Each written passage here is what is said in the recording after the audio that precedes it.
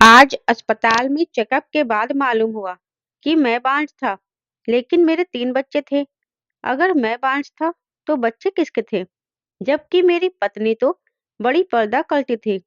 मैं रोते हुए घर आया, तो पत्नी से सच्चाई पूछते ही उसे छोड़ने का फैसला किया।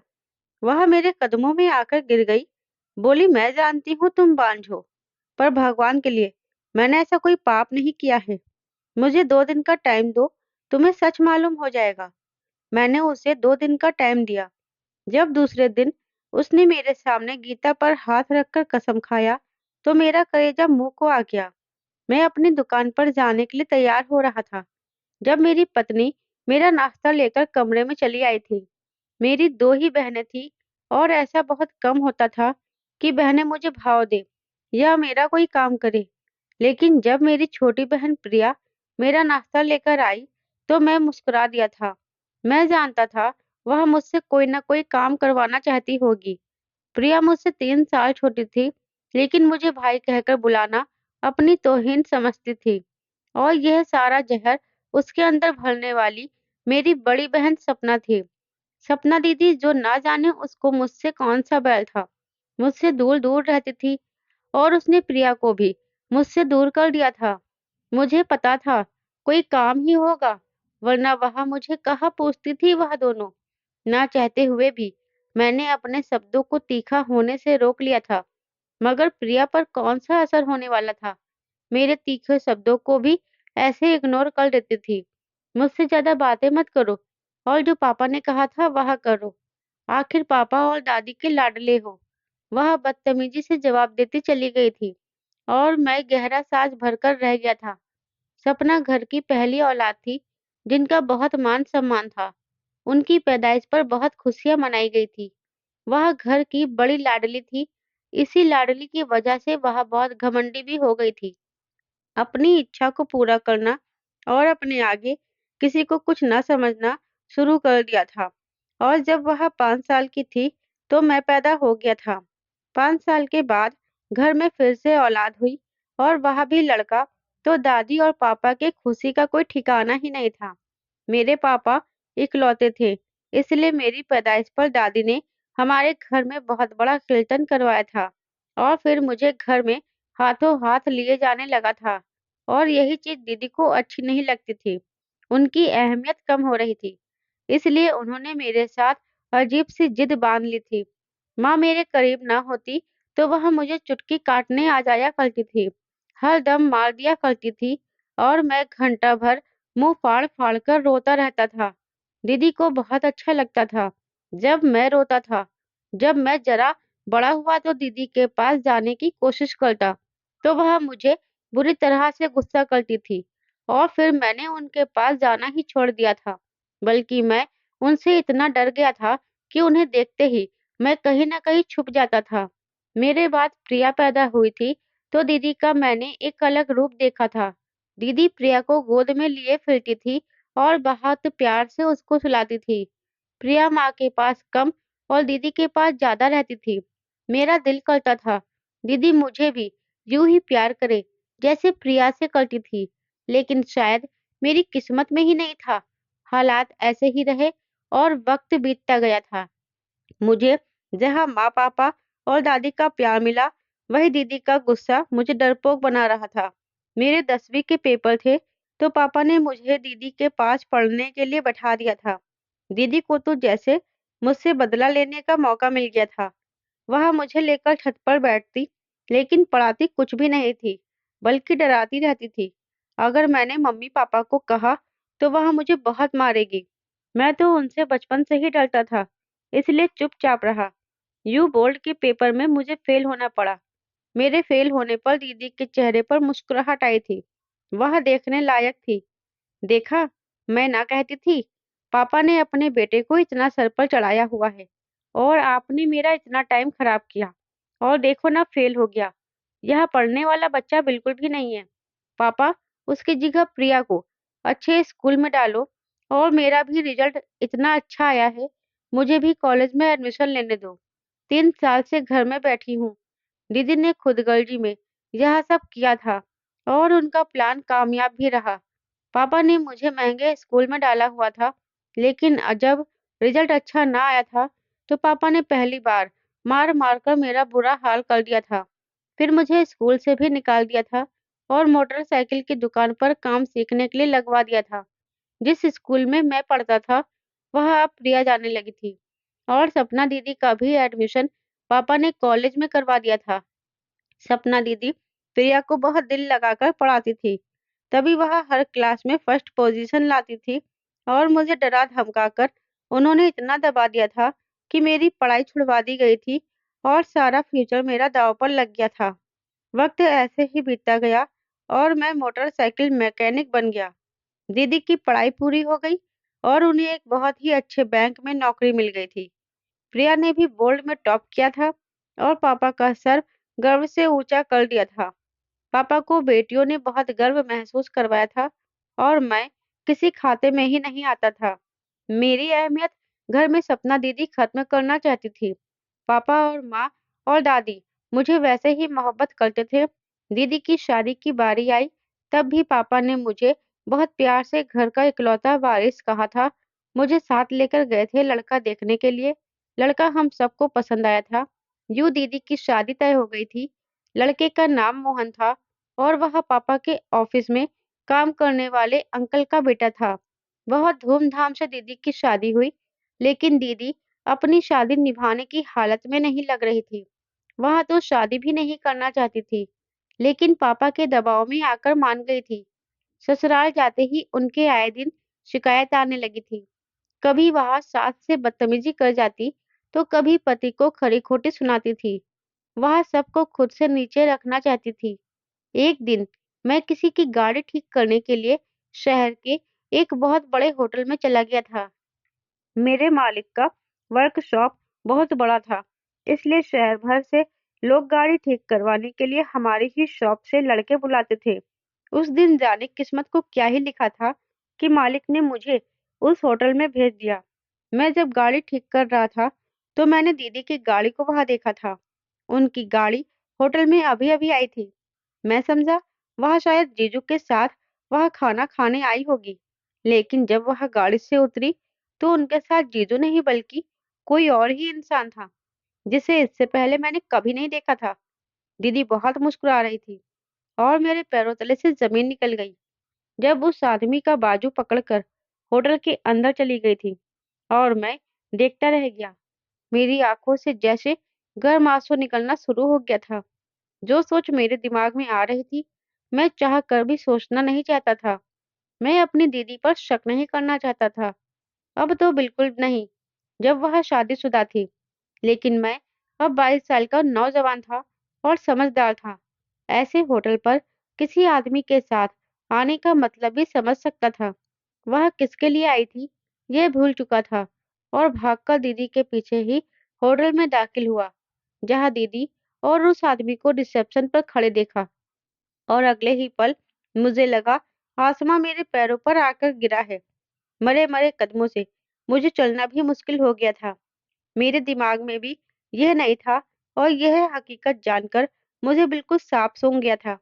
मेरी सगी बहन, जो कि शादीशुदा थी, लेकिन किसी और आदमी के साथ होटल के कमरे में गई थी। ऐसे बदतमीज लोग ऐसे वक्त में तो शर्म से मर जाते हैं। लेकिन मैं और ज़्यादा छानबीन करना चाहता था, इसलिए रिसेप्शन पर गया। सपना दीदी ने गाड़ी पार्क करने के लिए एक ड्राइवर को दी थी। मैंने वह चाबी लेकर रिसेप्शन पर गया। क्या मैं यह जान सकता हूँ, जो मैडम अभी-अभी आपके रिसेप्शन पर आई थी, वह कौन से कमरे में है, ताकि मैं यह चाबी दे सकूँ? मैंने उन्हें गाड़ी की चाबी दिखाई, तो रिसेप्शन पर खड़ी एक लड़की ने हाँ में सर हिलाया और फिर कंप्यूटर पर देखकर मुझे कमरा नंबर बता दिया। मैं बहुत डरा सहमा हुआ था कि जाऊं या ना जाऊं, लेकिन मुझे जाना ही था। दीदी मुझे जितनी मर्जी नफरत करती, लेकिन वह मेरी बहन थी। उन्होंने यूं अपनी जिंदगी बर्बाद करते नहीं देख सकता था। मुश्किल से मैं उस बताए गए कमरे के सामने पहुंचा। मैं कमरे में जाना चाहता था, लेकिन मेरे कदम आगे बढ़कर फिर रुक जाते थे। मैंने कमरे के दरवाजे के हैंडल पर हाथ रखा और खोलता चला गया था।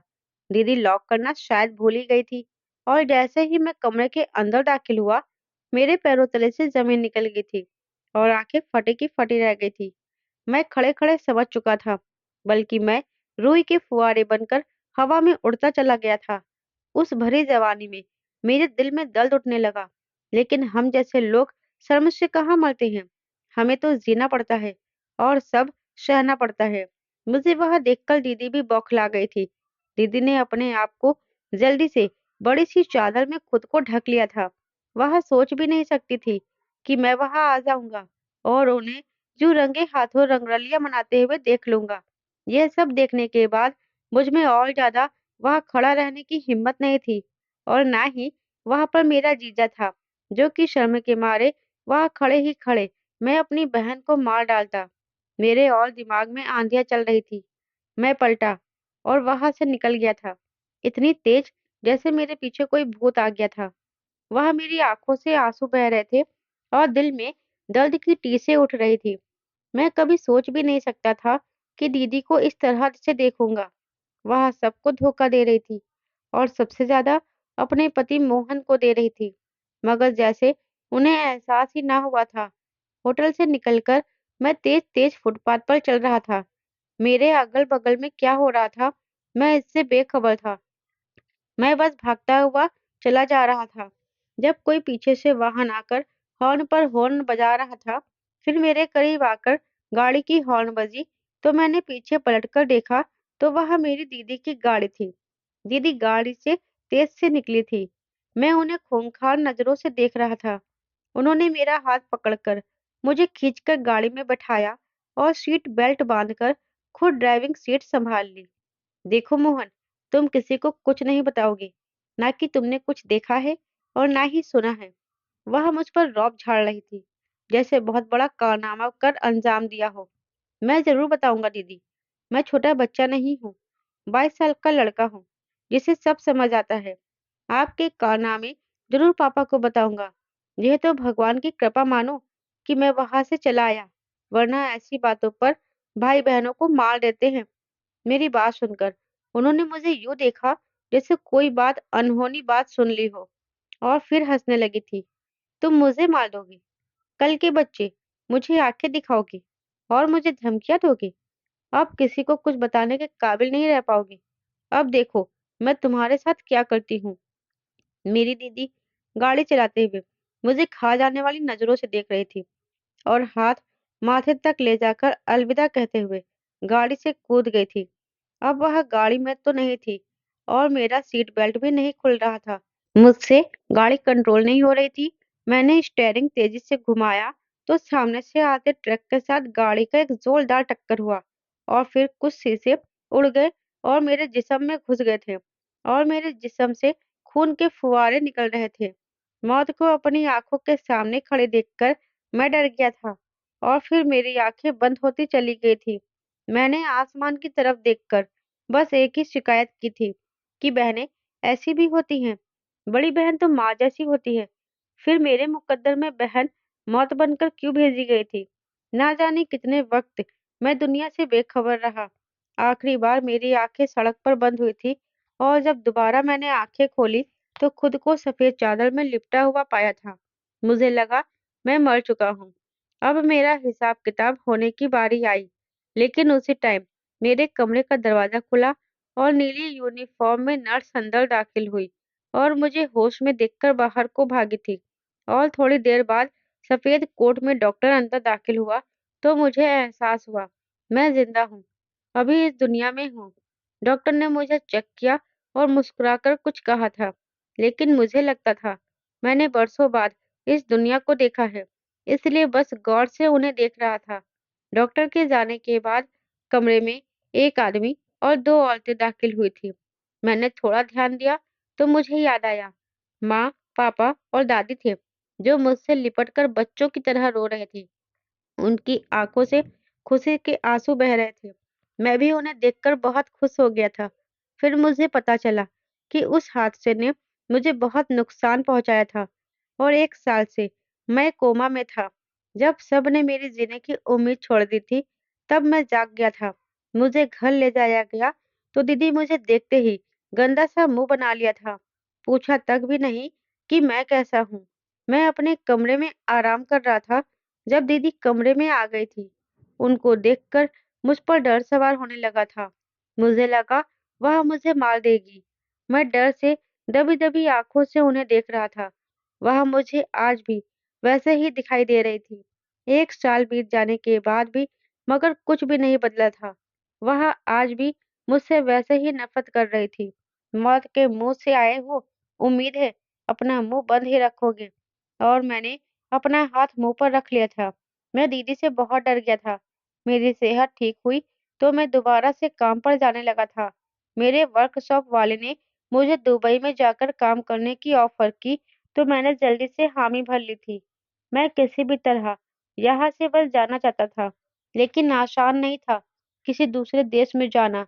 मैं कोशिश कर रहा था बस किसी तरह यहाँ से निकल जाऊँ, क्योंकि मेरा डर मेरे ऊपर सवार हो रहा था। दीदी जब अपने 1 साल के बेटे के साथ हमारे घर आई, तो मैं कोशिश करता था कि मैं घर से बाहर ही रहूं। मैं खुद को अपने काम में बिजी कर चुका था। जब एक दिन मुझे मोहन जीजू का फोन आया। दीदी की अक्सर ही अपने ससुराल में लड़ाई झगड़ा लगे रहते थे, जो पापा किसी न किसी तरह सुलझा देते थे। लेकिन इस बार शायद बहुत ज्यादा झगड़ा हो गया था। तब ही जीजू ने पापा की जगह मुझे फोन किया था। मैं जाना तो नहीं चाहता था, लेकिन जीजू की आवाज़ की लड़खड़ाहट से मैं बहुत परेशान हो गया था और सब काम छोड़कर भागकर दीदी के ससुराल पहुंचा। तो जो बात जीजू ने मुझे बताई, वह सुनकर मेरे पैरों तले से जमीन निकल गई थी। मैं बेयकीनी की आंखों से देख रहा था, जो दीदी की गोद में उनका 1 साल का बच्चा था, जिसे देखकर मुझे लगता था शायद दीदी ने अब अपने बेटे की खातिर जीजू से और अपने ससुराल वालों से रिश्ते ठीक कर लिए हैं। लेकिन मैं गलत था। दीदी ने शुरू दिन से ही इस रिश्ते को नहीं माना था और सालों बीतने के बाद भी वह इस रिश्ते को अपनी जिंदगी में कोई अहमियत नहीं देती थी। ऊपर से जरा सी भी शर्म महसूस नहीं कर रही थी, बल्कि ऐसे खड़ी थी जैसे बहुत बड़ा काम किया है। दीदी आप शादीशुदा हैं, आपको शर्म नहीं आई ये सब करते हुए? मैं हैरानी का बुत बने उन्हें देखे ही जा रहा था। उन्होंने खूंखार नजरों से मुझे देखा था। मैं तो उनकी नजरों से ही डर जाया करता था। ऐसा ही जब 1 साल पहले हुआ था, उन्होंने मुझे मार देने की कोशिश की थी, लेकिन आज उनका भाड़ा फूट गया था। अब यह बात सबके कानों तक पहुंचने वाली थी। यह सब के बावजूद वह बहुत तसल्ली में थी और मुझे ही खड़ी-खोटी सुना रही थी। तुम्हें मैं अपना भाई नहीं समझती और दूसरी बात, मैं अपने किए पर शर्मिंदा बिल्कुल भी नहीं हूँ। पापा के सामने तो बोल नहीं पाती। पापा सिर्फ तुम्हारे सुनते हैं और तुमसे मदद मांगना मेरी बेइज्जती थी। इसलिए मैंने अपने लिए रिश्ता खुद चुना था। लेकिन पापा ने मेरी बात को नहीं माना। तुम मेरे मैटर से थोड़ा दूर ही रहो, वरना इसका अंजाम तुम जानते हो। वह इतनी निडर होकर कह रही थी, जैसे उसने बहुत बड़ा काम किया हो। मुझे एक बार फिर अंजाम से डरा रही थी। जीजू गुस्से से देख रहे थे। फिर खड़े-खड़े उन्होंने उनको डाइवोर्स देने का फैसला कर लिया था और दीदी को मेरे साथ चलता किया था। दीदी के चेहरे पर अपना घर टूटने की और अपने छोटे से बच्चे से अलग होने की जरा सी भी कोई परवाह दिखाई नहीं दे रही थी। अपना बैग पैक करके वह चलती बनी थी और एक बार भी उसने अपने बच्चे के बारे में नहीं सोचा था। मैंने जमीन पर बिखरी हुई तस्वीरों को उठाया। मेरी दीदी किसी और आदमी के साथ बहुत पास नजर आ रही थी और उस आदमी को मैं अच्छे से जानता था। यह वही था जिसके साथ मैंने 1 साल पहले दीदी को देखा था। दीदी उस आदमी के लिए सबको ही धोखा दे रही थी। मैं जानता था वह कौन था। ऐसी तस्वीर थी कि पापा देख लेते तो हार्ट अटैक से ही मर जाते। दीदी पर उन्हें बहुत गर्व था। किसी चीज की परवाह नहीं थी। बाहर आया तो दीदी अपनी गाड़ी में सामान रख रही थी। उनकी गाड़ी ने मुझे फिर से डरा दिया था। मैं डर कर पीछे हटा था। मैं उनकी गाड़ी में बैठना नहीं चाहता था, लेकिन मजबूरी थी।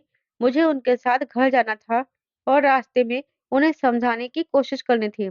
मैं फिर से उनको समझाने की कोशिश करता तो अब की बार तो वह मुझे मार ही डालती।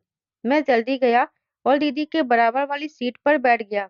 दीदी ने मुझे घूरते हुए देखा और फिर उन्होंने गाड़ी स्टार्ट कर दी और जीजू के घर से बाहर निकाल दी थी। मैं चुप न रह पाया। दीदी, पापा यह सब सुनेंगे तो वह सदमे में चले जाएंगे। आपने मुझे तो चुप करवा दिया था, लेकिन जीजू और उनके घर वाले चुप नहीं होंगे और पापा को अब सारी बात पता चल ही जाएगी। सोचो दीदी पापा पर क्या गुजरेगी। दीदी को मैं पिछली बातों को भुलाकर फिर से उन्हें समझाने की गलती कर दी थी। मैं यही चाहती हूँ, वहां जान ले तो अच्छा हो और मेरी शादी अविनाश से हो जाए। मैं तो हमेशा ही अविनाश को ही पसंद करती थी। वह शटल नहीं था, इसलिए पापा को मैं उसके बारे में नहीं बता सकती थी। और मेरी शादी उस साइको इंसान मोहन से हो गई और फाइनली मेरी जान छूटी। और दीदी तो इतने मजे से बोल रही थी, उन्हें किसी चीज से कोई फर्क नहीं पड़ता था सिवाय अपनी जिंदगी के। वह बिल्कुल खुदगर्ज हो चुकी थी। हम जब घर पहुंचे तो हमसे पहले दीदी के डाइवोर्स पेपर और सारे कारनामों की बात और तस्वीरें घर पहुंच चुकी थी। पापा तो आग बबूला बने बैठे थे। खींचकर थप्पड़ दीदी के मुंह पर मारा था, लेकिन दीदी पर जैसे कोई असर ही नहीं हुआ था। माँ से भी दीदी को मार पड़ी थी, लेकिन वह टस से मस न हुई। अपने रवैया पर उन्हें कोई पछतावा नहीं था। उन्हें मार मार कर और ताने दे देकर मम्मी पापा भी बहुत थक गए थे और साफ कह दिया था, किसी भी हाल में अविनाश से शादी नहीं होगी तुम्हारी। दीदी बौखला गई थी। उन्हीं सब बातों में पापा ने मेरी शादी करने का फैसला कर लिया था। मैं तो हैरान रह गया था, बीच में मेरी शादी कहाँ से आ गई। लेकिन पापा फैसला कर चुके थे। उनका एक दोस्त था जो दूसरे शहर में रहता था अपनी बेटी अनामिका के साथ। अनामिका का इस दुनिया में उसके बाप के अलावा कोई नहीं था। अनामिका पढ़ी लिखी लड़की थी और बहुत ही धार्मिक थी। मेरे पापा के दोस्त का देहांत हो गया था। अनामिका बिल्कुल अकेली रह गई थी। पापा उसे सहारा देना चाहते थे, इसलिए मेरी शादी अनामिका से करवा दी थी। मैंने अनामिका को शादी से पहले कभी नहीं देखा था।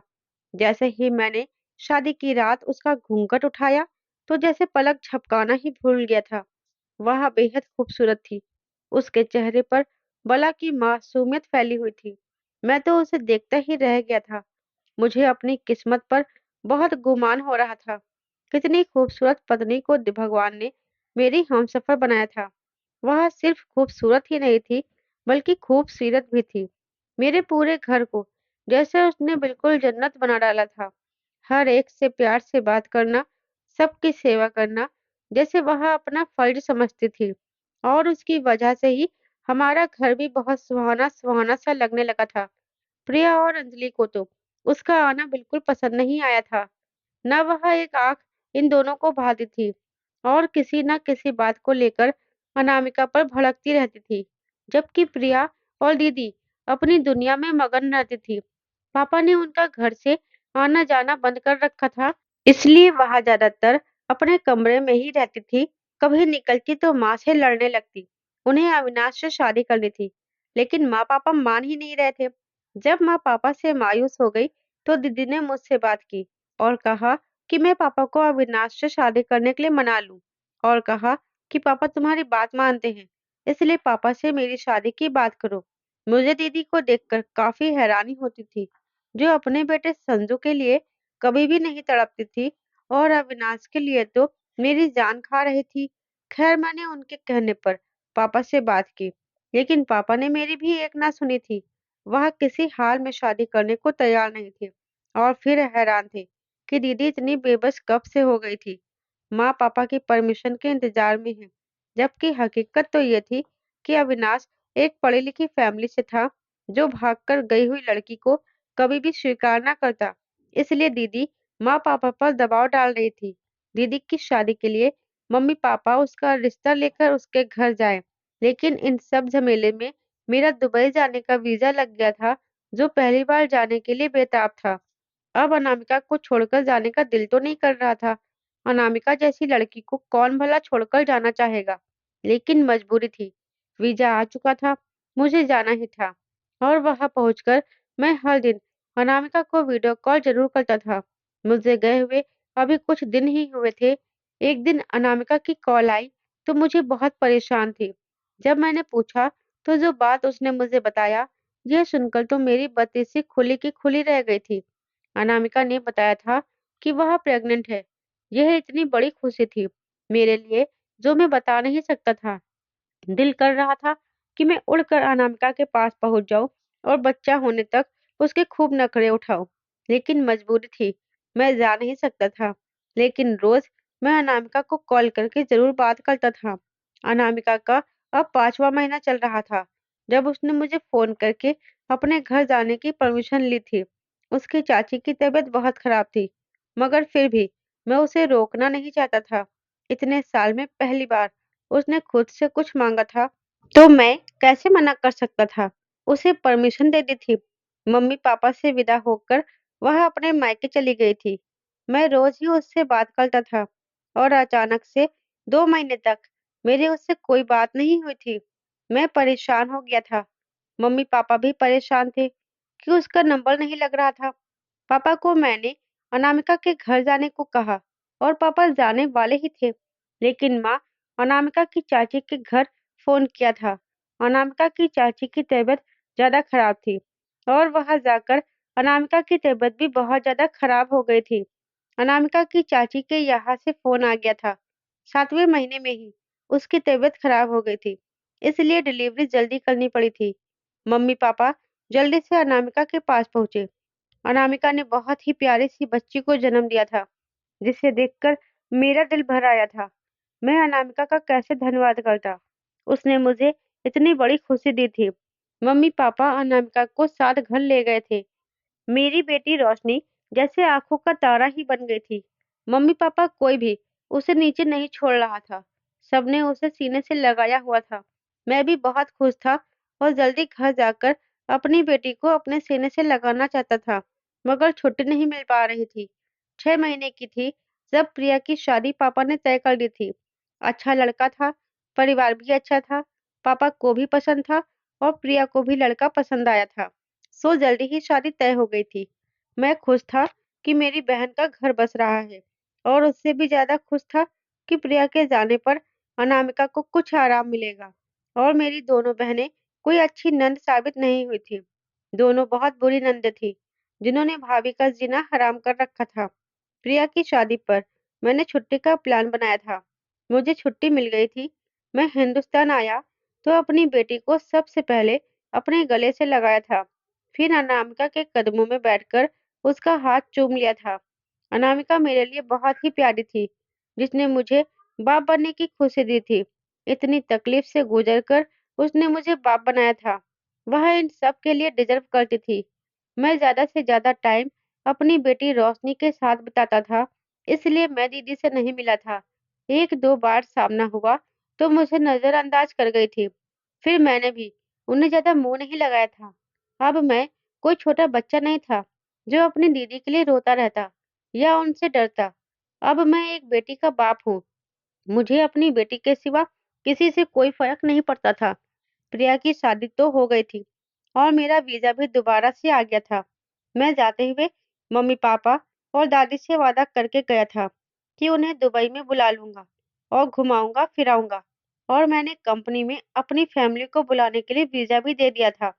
पापा का पासपोर्ट तो बना हुआ था, मगर मम्मी और दादी का पासपोर्ट बनने में थोड़ा-सा टाइम लगा। फिर वह तीनों मेरे पास घूमने के लिए आ गए थे।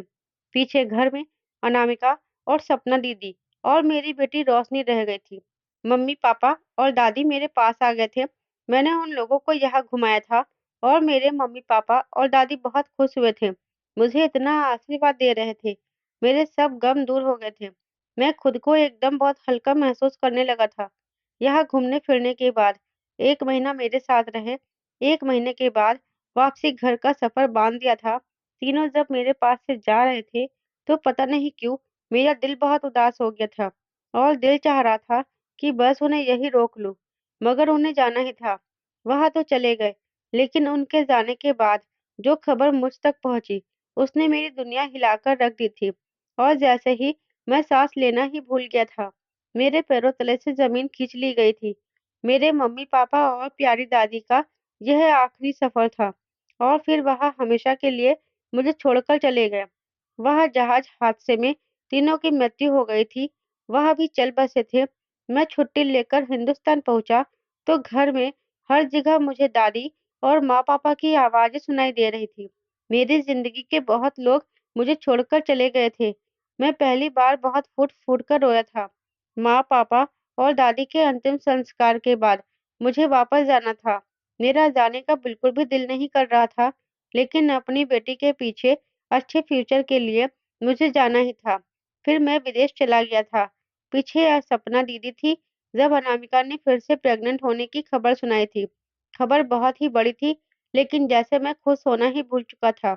मेरे यहाँ फिर से बेटी पैदा हुई थी, तो मैंने भगवान की कृपा की थी, जिसने मुझे दूसरी बार भी एक प्यारी सी बेटी दी थी।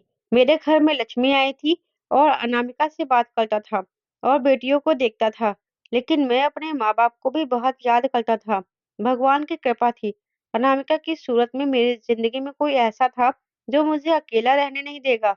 अनामिका ना होती, अब तक माँ-बाप के जाने के बाद मैं ज़िंदा ना बचता। एक लंबी छुट्टी के बाद मैं हिंदुस्तान आया, तो मैंने सोच लिया था कि सपना दीदी को अब उनकी ज़िंदगी उनकी मर्ज़ी से जीने दूँगा। मैंने दीदी से कहा कि वह अविनाश को रिश्ता लाने के लिए कह दे, लेकिन दीदी की टाल-मटोल से लग रहा था कि कोई बड़ी गड़बड़ है।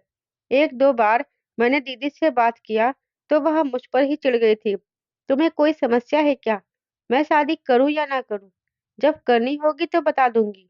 तुम अपने काम से काम रखा करो। मैं उनका इकलौता भाई था, लेकिन वह आज भी मुझे कुछ नहीं समझती थी। लेकिन हाँ, माँ-पापा के जाने के बाद काफ़ी हद तक बदल गई थी। अब मुझसे अच्छे से बात करती थी। उसने अपना व्यवहार अच्छा किया, तो मैंने भी कुछ शिकायत नहीं की, क्योंकि उसके मायके के नाम पर सिर्फ मैं ही था। मैं भी मुँह मोड़ लेता, तो वह किधर जाती। कुछ दिन हिंदुस्तान रहने के बाद मैं दुबई वापस आ गया था। इस बार मेरी यही सोच थी कि जल्दी-जल्दी अपने सब काम निपटाकर मैं वापस हिंदुस्तान हमेशा-हमेशा के लिए चला जाऊँगा और जो पैसे मेरे पास रखे हैं, उनसे कोई कारोबार शुरू कर दूँगा। तब भी सब काम निपटाते-निपटाते तभी मुझे 1 से डेढ़ साल लग गया था और इस बीच मेरा एक बेटा भी हो गया था। मुझे हिंदुस्तान आने पर हमेशा कोई न कोई खुशी ज़रूर मिलती थी।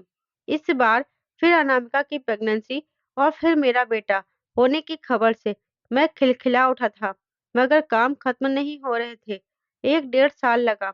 मैं सब कुछ छोड़कर हमेशा के लिए हिंदुस्तान आ गया।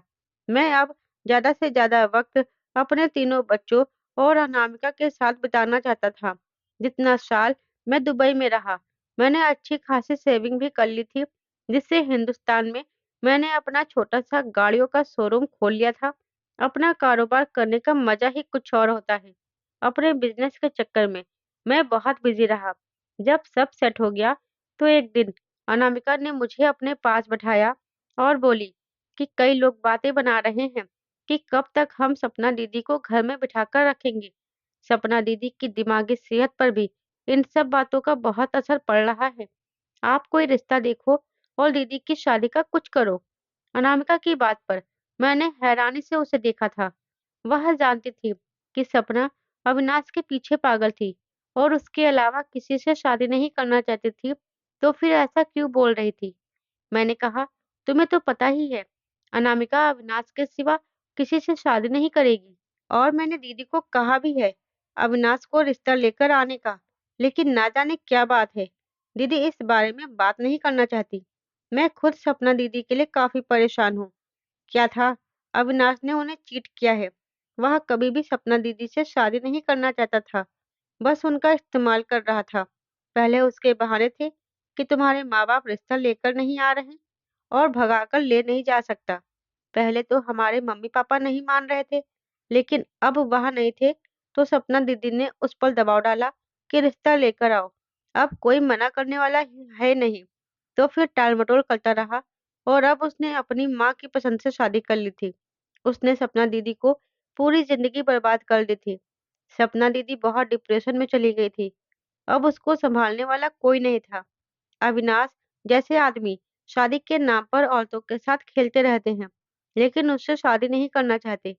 मैं सपना दीदी के पास गया, तो वह बहुत चुप-चुप सी थी। मैंने बहुत बातें की, लेकिन उन्होंने मेरी किसी बात का जवाब नहीं दिया था। वापस आते हुए जब मैंने पूछा, "दीदी, आपके लिए कोई अच्छा लड़का ढूँढूँ, तो आप शादी करोगे?" सपना दीदी कुछ पल मुझे देखती रही, फिर हाँ में सर हिला दिया था। अब उनकी हिम्मत और उम्र दोनों बहस करने की स्टेज से निकल चुकी थी। अविनाश के धोखे ने उन्हें बुरी तरह से तोड़-मरोड़ कर रख दिया था। मैंने सपना के लिए कोई अच्छा लड़का तलाश करना शुरू कर दिया था। आखिरकार मैरिज ब्यूरो से एक रिश्ता मिल गया था। लड़के की उम्र 42 साल थी, लेकिन अभी तक शादी नहीं हुई थी। माँ-बाप उसके मर चुके थे और एक प्राइवेट कंपनी में नौकरी करता था। कंपनी से मिले फ्लैट में ही रहता था। बेहद समझदार इंसान था। दीदी अब बिल्कुल चुप हो गई थी और शादी के लिए हाँ कर दी थी। एक दिन में शादी के सभी फंक्शन हो गए थे और साथ में विदाई भी हो गई थी। मुझे जैसे एक सुकून सा हो गया था। मुझे महसूस हो रहा था मेरे फैसले से पापा की आत्मा को बहुत सुकून पहुंचा होगा। इस तरीके से 1 महीने बाद सपना दीदी जब घर आई, तो उन्हें देखकर मैं सच में बहुत खुश था। पहली बार था जब दीदी मेरे गले लगी थी और इतना अच्छा लड़का ढूँढने पर मेरा धन्यवाद कर रही थी। सौरभ उनके लिए बहुत ही अच्छा लड़का साबित हुआ था। अब मैं अपनी दोनों बहनों को घर में खुश देखकर बहुत खुश और आराम से था। मेरी बहनें ब्याही जा चुकी थी, मेरी बेटियाँ बड़ी हो रही थी। अपने काम में बिज़ी होने के बावजूद मैं अपने तीनों बच्चों के लिए वक्त निकालता था, उन्हें समझाता था कि भाई-बहन एक-दूसरे की पहचान होते हैं। मैं चाहता था कि मेरे बच्चों में वैसे ही प्यार हो, जैसे हम भाई-बहनों में था। मेरे बच्चे बहुत अच्छी परवरिश में पल रहे थे, जिसका क्रेडिट सिर्फ़ और सिर्फ़ अनामिका को जाता था, जिसने अपनी अच्छाई से साबित की थी। मेरे बच्चे सबकी बहुत इज़्ज़त करते थे और अपनी बुआ से तो उनको बहुत लगाव था। मैंने देखा था सपना दीदी बहुत हद तक बदल गई थी। वह जब भी हमारे घर आती, तो ज़्यादा वक़्त मेरे तीनों बच्चों के साथ होती थी। उन्हें अपने सीने से लगाकर रखती और रोती तड़पती हुई जाती थी और बच्चे हँसते तो बहुत खुश होती थी। हर बार ढेरों खिलौने के साथ आती थी और बच्चे भी उनके साथ बहुत अच्छा महसूस करते थे। मेरे घर का माहौल बहुत अच्छा हो गया था और अच्छे माहौल का सारा क्रेडिट भी मैं अनामिका को ही देता था। एक अच्छी पत्नी घर को बिल्कुल स्वर्ग बना देती है। मेरी पत्नी बहुत अच्छी थी। मेरी पूरी ज़िंदगी ही बहुत अच्छे और सुकून से बीती थी। लेकिन मेरी किस्मत इतनी भी अच्छी नहीं थी। अभी जितना मैंने समझ लिया, मैं तो भगवान से इतनी बुरी किस्मत लिखवा कर आया था, जो ज़िंदगी भर इंसान का साथ नहीं छोड़ती और मैं वही बदकिस्मत इंसान था। ऐसी आंधी मेरी ज़िंदगी में आई थी जो मेरा चैन, सुकून सब कुछ चुरा ले गई थी। मेरे पास तो कुछ बचा ही नहीं था। अब मेरी ज़िंदगी से सब कुछ खत्म हो गया था। एक दिन था जब मैं मामूली की तरह सुबह उठा, अपने तीनों बच्चों को प्यार किया, उनके साथ नाश्ता किया और उन्हें गाड़ी में बिठाकर स्कूल जाने से पहले अपनी खूबसूरत बेटियों का माथा चूमा और अपने बच्चों को स्कूल छोड़ने के बाद मैं शॉप पर चला गया था, ताकि देख सकूं लड़के काम ठीक से कर रहे हैं या नहीं। जब एक लड़के ने बताया कि 2 दिन से एक गाड़ी आई हुई है, जो ठीक नहीं हो रही है। गाड़ी ठीक करने के लिए खोली, तो एक वायर मेरे हाथ से टकराई और चिंगारी से निकली, जिसने मेरा हाथ पूरी तरह से जला दिया था। सारे लड़के मेरे पास आकर जमा हो गए थे, लेकिन मैंने उन्हें काम करने को कहा और खुद गाड़ी लेकर और उस लड़के को लेकर अस्पताल जाने के लिए निकल गया। जब बच्चों की टीचर की कॉल मेरे फ़ोन पर बजी, मैंने फ़ोन उठाया, तो सर ने बताया कि प्रज्वल के पेट में बहुत दर्द था, इसलिए टीचर ने उसे ले जाने को कहा था। मैं अस्पताल ही जा रहा था, तो उसे भी साथ ही ले जाने का सोचा था कि डॉक्टर को दिखा सकूं। प्रज्वल को स्कूल से लेकर मैं अस्पताल में आ गया था। उस बच्चे को डॉक्टर को दिखाया, जिससे कुछ दवाई दी और ड्रिप लगाने को कहा। प्रज्वल को ड्रिप लगाकर वार्ड में ही छोड़कर मैं उस लड़के की पट्टी करवाने चला गया। उसके हाथ पर पट्टी वगैरह करवाई। मैं वापस वार्ड में आया, तो डॉक्टर राउंड पर थे। मैं प्रज्वल के पास बैठा उसे पुचकारने लगा और उसे जोक्स सुनाकर हँसाने की कोशिश कर रहा था, जब एक डॉक्टर मेरे पास आई। हेलो सर, मैं तुम्हें दोबारा देखकर बहुत खुश हुई और इतनी अच्छी हालत में देखकर तो और ज़्यादा खुश हुई। मैंने डॉक्टर को देखा, जो बहुत मुस्कुराकर बात कर रही थी, लेकिन मैंने उन्हें नहीं पहचाना था। सॉरी डॉक्टर, मैंने आपको पहचाना नहीं। तुम कैसे पहचानोगे? तुम तो सोए हुए थे, जब हम तुम्हारा इलाज कर रहे थे। पूरे 1 साल तक तो तुम सोते रहे थे। तुम जैसे नौजवान को मौत के मुंह में देखा तो बहुत दुख हुआ था, इसलिए तुम याद रह गए। मुझे डॉक्टर ने कहा तो मैंने मुस्कुरा दिया। बहुत बहुत धन्यवाद। आपकी वजह से तो मुझे यहाँ दूसरी जिंदगी मिली है। मैंने भी डॉक्टर को खुले दिल से धन्यवाद किया था। ये बच्चा किसका है? डॉक्टर ने प्रज्वल के माथे पर प्यार से हाथ फेरकर कहा था। मेरा बेटा है, डॉक्टर ने कहा। मोहन, अच्छा, तुमने बच्चा अडॉप्ट किया है? डॉक्टर ने मुस्कुराकर कहा था, लेकिन जाने क्यों मुझे बहुत ही अजीब लगा था। नहीं डॉक्टर, मेरे अपने बच्चे हैं। मेरे 3 बच्चे हैं, 2 बेटियां और एक बेटा। मेरी बात पर डॉक्टर की मुस्कुराहट गायब हो गई थी और फिर जो डॉक्टर ने बताया उसे सुनकर मेरे पैरों तले से जमीन निकल गई थी। क्या आपको नहीं मालूम कि आप बाप नहीं बन सकते? उस एक्सीडेंट में आपकी जान तो बच गई थी, लेकिन यह बहुत बड़ा नुकसान आपका हो गया था कि आप कभी बाप नहीं बन सकते थे। मैंने आपकी बड़ी बहन को बताया था, उन्होंने ही आपकी माँ को बताने से मना किया था। मैं जैसे आंधियों की लपेट में आ चुका था। डॉक्टर, 100% सच है। मैं बाप नहीं बन सकता था और मेरे तीन तीन बच्चे थे। यह कैसे हो सकता था? क्या अनामिका ने मुझे धोखा दिया था? पर मैं ऐसा सोच भी नहीं सकता था, क्योंकि अनामिका बहुत धार्मिक औरत थी।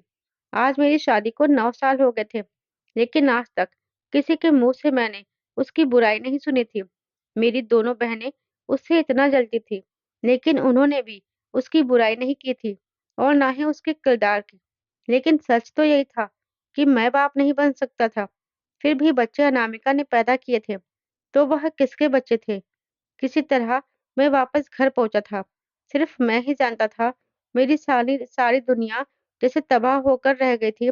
यह सोच ही बहुत खराब थी और खतरनाक थी। जिन बच्चों को मैंने अपना समझा था, वह मेरे बच्चे नहीं थे। मैं घर पहुंचा तो प्रज्वल को उसके कमरे में लिटाकर मैंने अनामिका का हाथ खींचते हुए उसे कमरे में ले आया था और उस पर चिल्लाया था, मैं तो बांझ हूँ। फिर यह बच्चे किसके हैं? मुझे बताओ, किसका किया मेरे सर पर लाद दिया है तुमने? मैं गुस्से से पागल हो गया था। मेरी बात पर वहां भी सहम गई थी, मगर बोली कुछ भी नहीं थी। मैं तो उसकी चुप्पी को हाँ समझकर मैं उसे छोड़ने वाला था। 1 हफ्ते तक मेरी अनामिका से कोई बात नहीं हुई थी और ना ही मैंने बच्चों को सही से प्यार कर पा रहा था। मैंने यह जिद पकड़ ली थी कि अनामिका, तुम अब इस घर में नहीं रह सकती और अपने बच्चों को लेकर यहाँ से जा सकती हो। फिर तो अनामिका मुझ पर फट पड़ी थी और उसने जो मुझसे बातें बताई, मेरे पैरों तले से जमीन निकल गई। तुम जैसे मर्द ही औरत को तबाह कर देते हैं। तुम अपने घर वालों से अंधा मोहब्बत करते थे, यह मैं अच्छी तरह से जानती थी। तुमने दुबई में अपने माँ बाप को अपने पास घुमाने के लिए बुलाया था, लेकिन एक बार भी मुझसे नहीं पूछा था। तुम्हारे माँ बाप और दादी ने, तुम्हारी बहनों ने मेरे साथ जो किया, उसके बारे में तुमने कभी जानने की कोशिश नहीं की। तुम तो बस इसी में खुश थे कि मेरे बच्चे हो रहे हैं। ये बच्चे तुम्हारी बहन के हैं, मेरे नहीं। जो घर बैठे अपने यार के साथ मुंह काला करती और प्रेग्नेंट हो जाती। जब तुम्हारे माँ-बाप ने इस बात के लिए शोर मचाया, तो उसने सारी हकीकत बता दी। तुम्हारी बहन सपना ने कहा कि मैं तुम्हारे ऊपर बहुत बड़ा एहसान कर रही हूँ, क्योंकि तुम्हारा पति कभी बाप नहीं बन सकता। डॉक्टर ने कहा है और ये रही उसकी रिपोर्ट। तभी सभी घर वाले बिल्कुल हक्का-बक्का रह गए थे और तुम्हें बताया गया कि मैं प्रेग्नेंट हूँ और अपने मायके जा रही हूँ। और कहीं न कहीं मुझे भी यह सब कुछ ठीक लग रहा था, क्योंकि तुम कभी बाप नहीं बनते और मैं तुमसे मोहब्बत करने की भूल कर रही थी। और ये सब भी मैंने अपने अंदर सँभाल लिया था। उसके बाद सपना ने खुलेआम 2 बच्चे और पैदा किए और घर में किसी ने भी उफ़ तक नहीं किया। तुम्हारे माँ-बाप भी यही सोच रहे थे, मेरे बेटे का घर बस जाएगा। और सपना को शादी के लिए कहते तो वह किसी भी तरह तैयार नहीं हो रही थी। घर वाले भी हार मानकर चुप बैठ गए और मैं भी इसी में खुश थी। और आज तुमने मेरे प्यार का इतना बड़ा सिला दिया है, मुझ पर इतना बड़ा इल्ज़ाम लगाकर। और सपना, इसी तरह दूसरा और तीसरा बेटा प्रज्वल पैदा हो गया था। सपना को कुछ अकल आई थी, तब उन्हें समझ आई थी कि अविनाश सिर्फ संबंध रखना चाहता है, शादी नहीं करना चाहता। सपना ने अविनाश से संबंध तो खत्म कर लिया, लेकिन वह 3 बच्चे अनामिका के गोद में डाल दिए थे। इसलिए सपना उन पर मरती थी, क्योंकि वो सपना के बच्चे थे। सपना दीदी ने मुझे मारने की कोशिश करके मेरा इतना बड़ा नुकसान किया था और बाद में भी खुद को बचाने के लिए वह अपने गुनाह मेरी पत्नी की गोद में डाल गई थी। यह सब सुनकर तो मेरे होश ठिकाने लग गए थे। मैं सपना को छोड़ने वाला नहीं था, लेकिन जब वह मेरे पैरों पर पड़ गई, तो मैं जैसे नरम पड़ गया था। उन्होंने सारी जिंदगी ही पाप किए थे, लेकिन वह अपनी शादीशुदा जिंदगी को अब खराब करना नहीं चाहती थी। वह 3-3 मासूम को दुनिया के तानों पर नहीं छोड़ना चाहती थी। मैं भी तो यही चाह रहा था, क्योंकि उनके तीनों बच्चों में मेरी जान बचती थी। उन पर सवाल उठाकर मैं उन्हें दुनिया की नज़रों में गिराना नहीं चाहता था। मैं उनकी ज़िंदगी खराब नहीं करना चाहता था, इसलिए मैंने बच्चों को सीने से लगाया, लेकिन मैं इतना गिरा हुआ इंसान नहीं था कि सपना को माफ़ कर देता। मेरे साथ बहुत बुरा किया था। ज़िंदगी भर मैं उन्हें माफ़ नहीं कर सकता था। उनका जब दिल करता तो बच्चों से मिलने आती थी। मैं उनसे नहीं मिलता था। मैं उन्हें माफ़ नहीं कर सकता था। लेकिन यह था कि उनके बच्चे मुझे अपनी जान से प्यारे थे। मैंने उन्हें फिर से अपने सगे बच्चे समझ लिया था। और अनामिका के कंधे पर सर रखकर मैं अक्सर रो देता था। अनामिका जैसी पत्नी मिलना बहुत मुश्किल था और मैं खुशनसीब था जिसे वह मिली थी। मेरी हर कमी के बावजूद वह मेरे साथ वफादार थी। उससे बढ़कर मुझे और क्या चाहिए था? पर मैं अपने आप को भी कभी माफ नहीं कर पाता क्योंकि मैंने अनामिका के साथ भी बहुत गलत किया था। मैंने उसे कभी समझाने की कोशिश नहीं की। मैंने बस शादी करके उसको अपनी फैमिली के हवाले कर दिया था। उसके साथ क्या हो रहा था, मुझे उससे कोई लेना-देना नहीं था। आज तो अनामिका ने मुझे माफ़ कर दिया है। शायद अनामिका के अंदर भगवान बसते हैं। कोई नॉर्मल इंसान तो कभी मुझे माफ़ नहीं कर सकता था, क्योंकि मैंने गुनाह ही इतना बड़ा किया था। दोस्तों, मेरी तरह आप लोग कभी ना करें और समय रहते अपने बीवी-बच्चों की इज़्ज़त और कदर करना सीखें। दोस्तों, आपको मेरी कहानी कैसी लगी? मुझे कमेंट बॉक्स में ज़रूर बताएँ। कहानी को लाइक और शेयर करें। चैनल पर पहली बार विज़िट किया है, तो चैनल को सब्सक्राइब करें और बेल आइकन को प्रेस करें, जिससे वीडियो की अगली अपडेट सबसे पहले आपको मिले।